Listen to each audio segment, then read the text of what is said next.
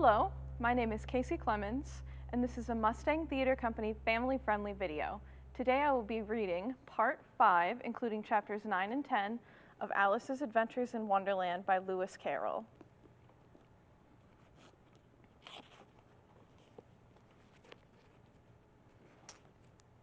Chapter 9, The Mock Turtle's Story.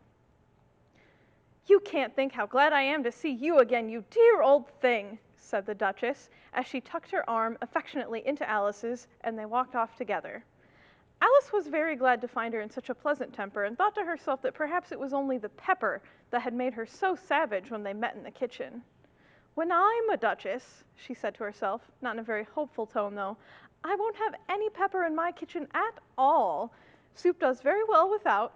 Maybe it's always pepper that makes people hot-tempered," she went on, very much pleased at having found a new kind of rule.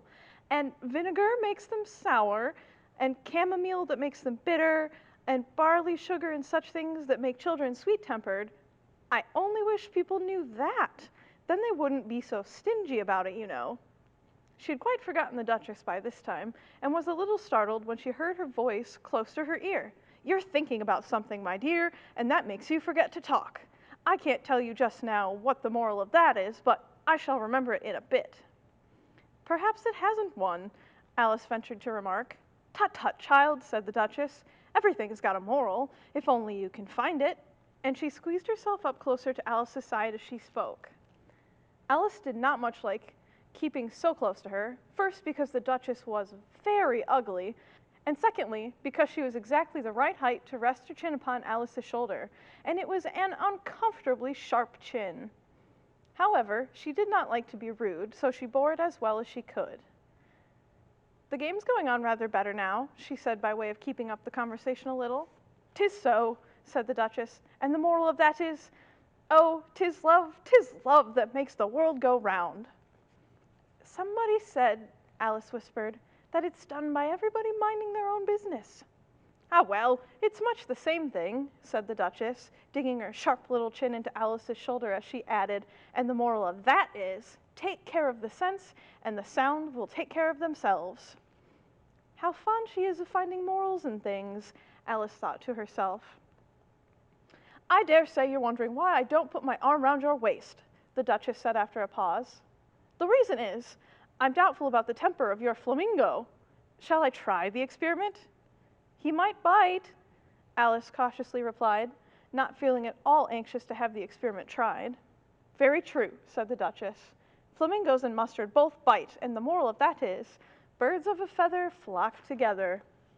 "Only mustard isn't a bird," Alice remarked. "Right as usual," said the Duchess. "What a clear way you have of putting things." "It's a mineral, I think," said Alice. "Of course it is," said the Duchess, who seemed ready to agree to everything that Alice said. "There's a mustard mine near here, and the moral of that is, the more there is of mine, the less there is of yours." "Oh, I know," exclaimed Alice, who had not attended to this last remark. "It's a vegetable." "It doesn't look like one, but it is." "I quite agree with you," said the Duchess, "and the moral of that is, be what you would seem to be. Or, if you'd like it put more simply, never imagine yourself not to be otherwise than it might appear to others that what you were or might have been was not otherwise than what you had been would have appeared to them to be otherwise." "I think I should understand that better," Alice said very politely, "if I had it written down. But I can't quite follow it as you say it." "That's nothing to what I could say if I chose," the Duchess replied in a pleased tone. "Pray don't trouble yourself to say it any longer than that," said Alice. "Oh, don't talk about trouble," said the Duchess. "I make you a present of everything I've said as yet." "A cheap sort of present," thought Alice. "I'm glad they don't give birthday presents like that," but she did not venture to say that out loud. "Thinking again?" the Duchess asked with another dig of her sharp little chin. "I've a right to think," said Alice sharply, for she was beginning to feel a little worried. "Just about as much right," said the Duchess, "as pigs have to fly, and the But here, to Alice's great surprise, the Duchess's voice died, even in the middle of her favorite word, moral, and the arm that was linked into hers began to tremble. Alice looked up, and there stood the Queen in front of them, with her arms folded, frowning like a thunderstorm. "A fine fine day, your majesty, the Duchess began in a low, weak voice. Now, I give you fair warning, shouted the Queen, stamping on the ground as she spoke. Either you or your head must be off, and that in about half no time. Take your choice. The Duchess took her choice and was gone in a moment. Let's go on with the game, the Queen said to Alice, and Alice was much too frightened to say a word, but slowly followed her back to the croquet ground. The other guests had taken advantage of the Queen's absence and were resting in the shade. However, the moment they saw her, they hurried back to the game, the Queen merely remarking that a moment's delay would cost them their lives. All the time they were playing, the Queen never left off quarreling with the other players, shouting, "Off with his head!" or "Off with her head!" Those whom she sentenced were taken into custody by the soldiers, who, of course, had to leave off being archers to do this, so that by the end of half an hour or so, there were no archers left, and all the players except the King, the Queen, and Alice were in custody and under sentence of execution.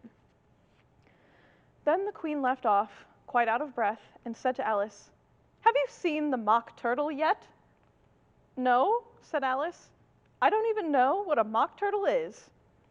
"It's the thing mock turtle soup is made from," said the Queen.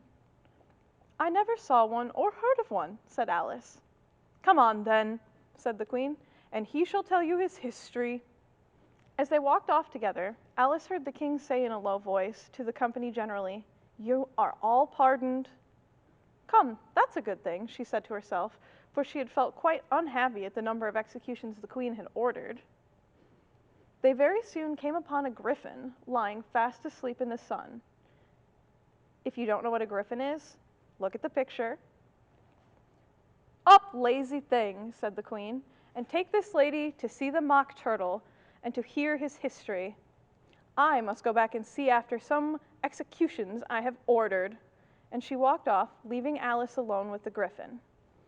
Alice did not quite like the look of the creature, but on the whole she thought it would be quite as safe to stay with it as to go after that savage Queen.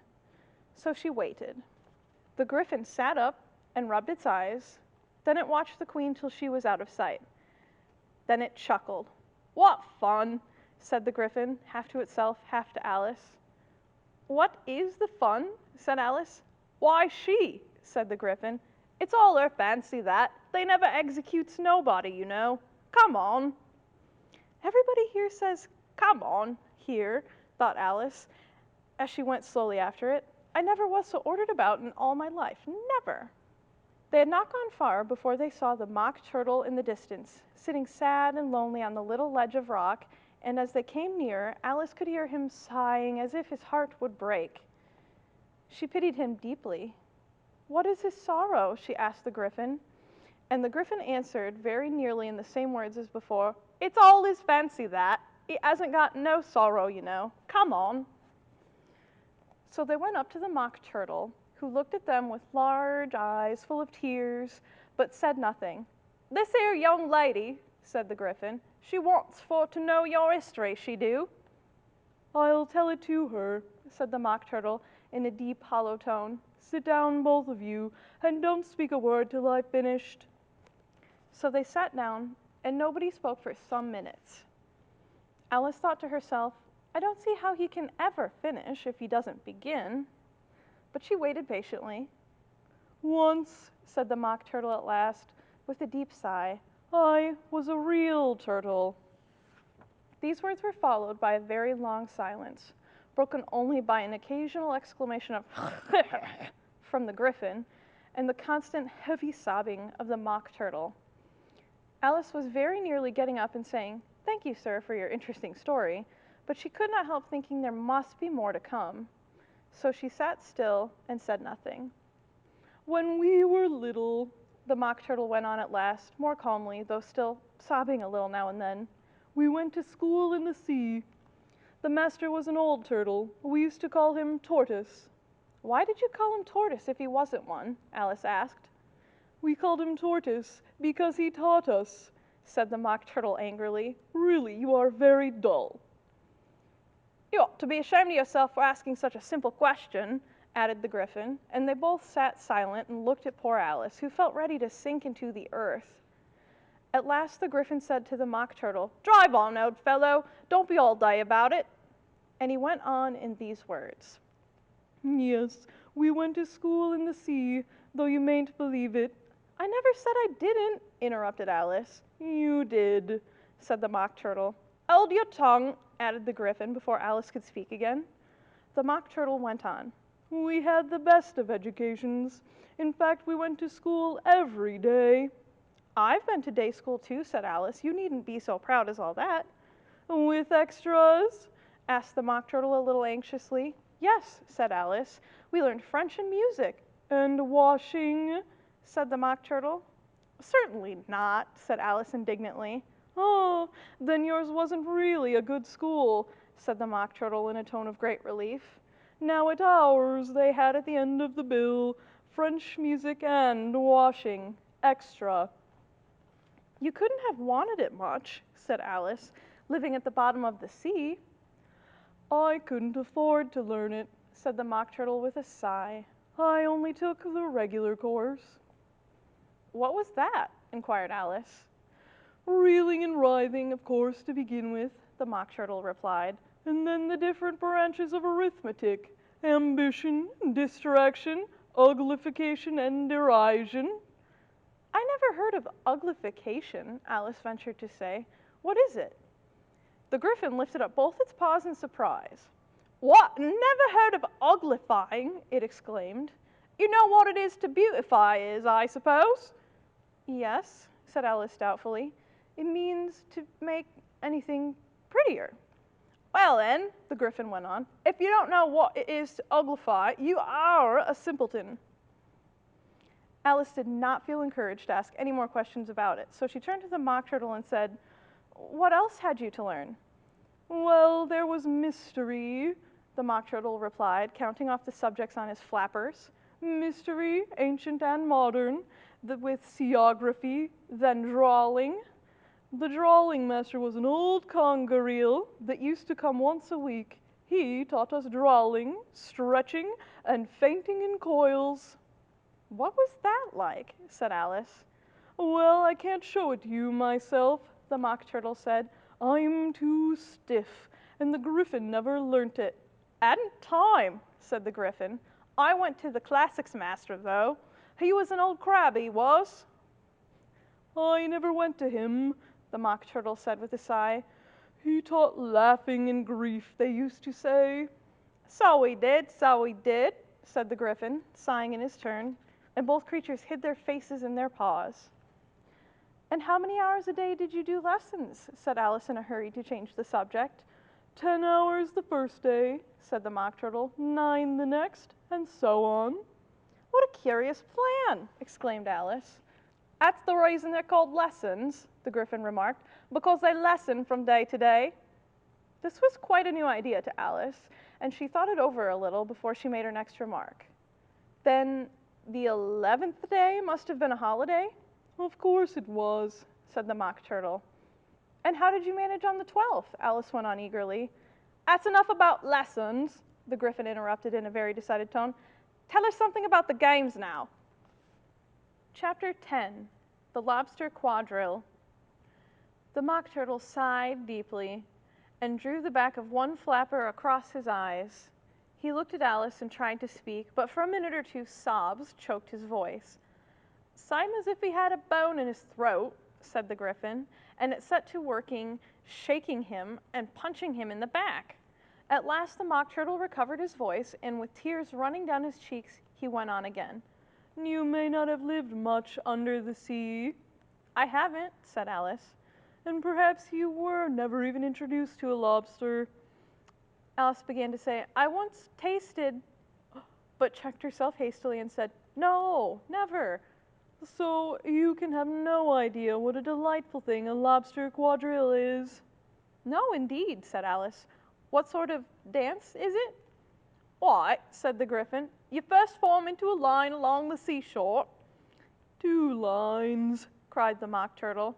Seals, turtles, salmon, and so on.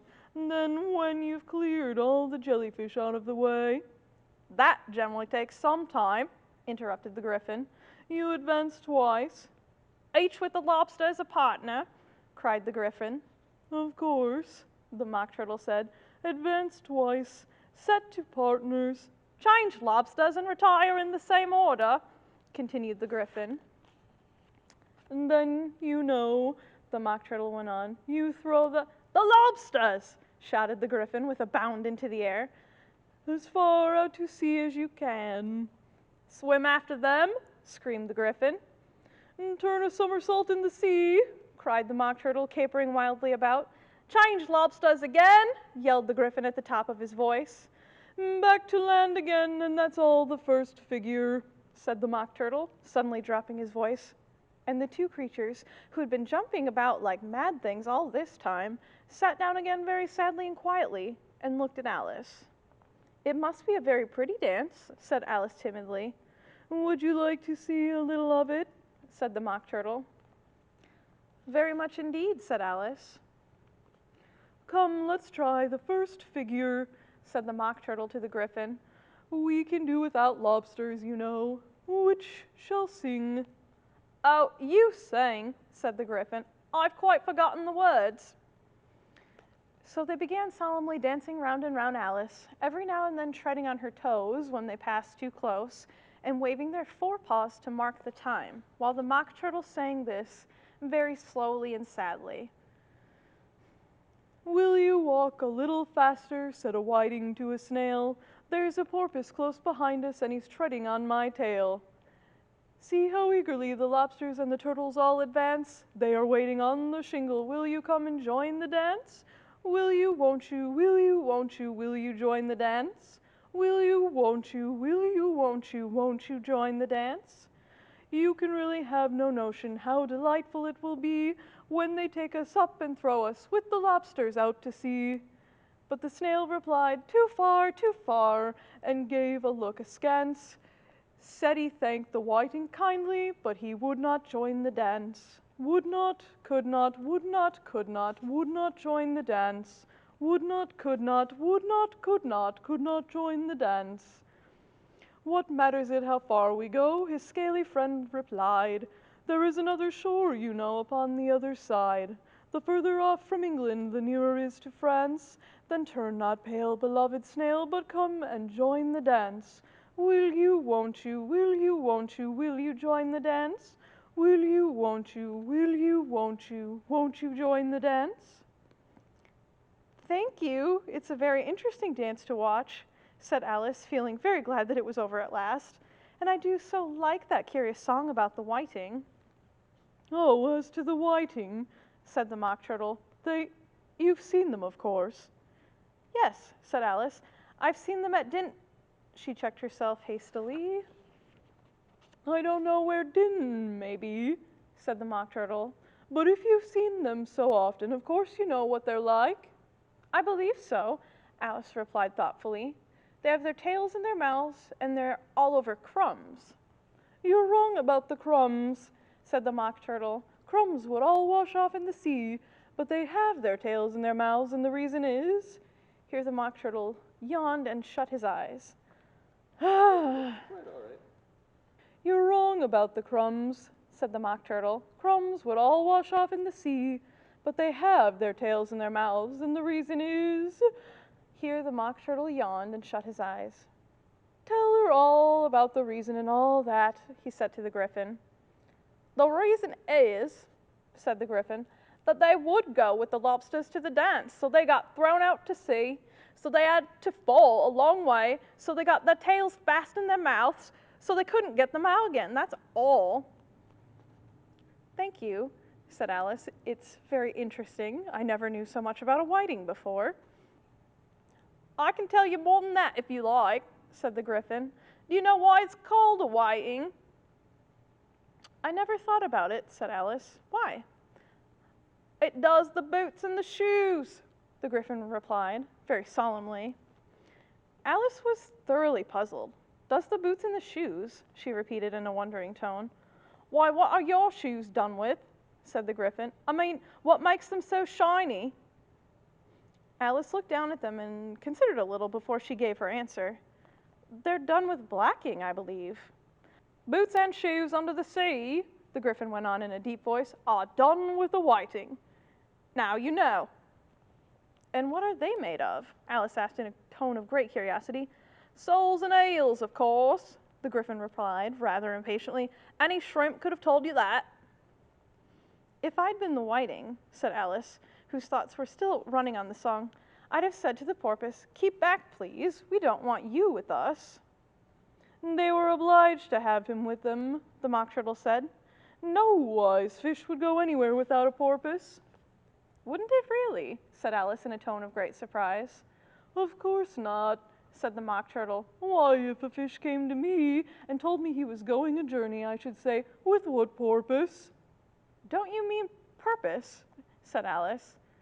I mean what I say, the Mock Turtle replied in an offended tone. And the Gryphon added, come, let's hear some of your adventures. I could tell you my adventures beginning from this morning, said Alice a little timidly, but it's no use going back to yesterday because I was a different person then. Explain all that, said the Mock Turtle. Oh, no, adventures first, said the Gryphon in an impatient tone. Explanations take such a dreadful time. So Alice began telling them her adventure from the time when she first saw the white rabbit.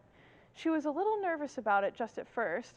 The two creatures got so close to her, one on each side, and opened their eyes and their mouths so very wide, but she gained courage as she went on.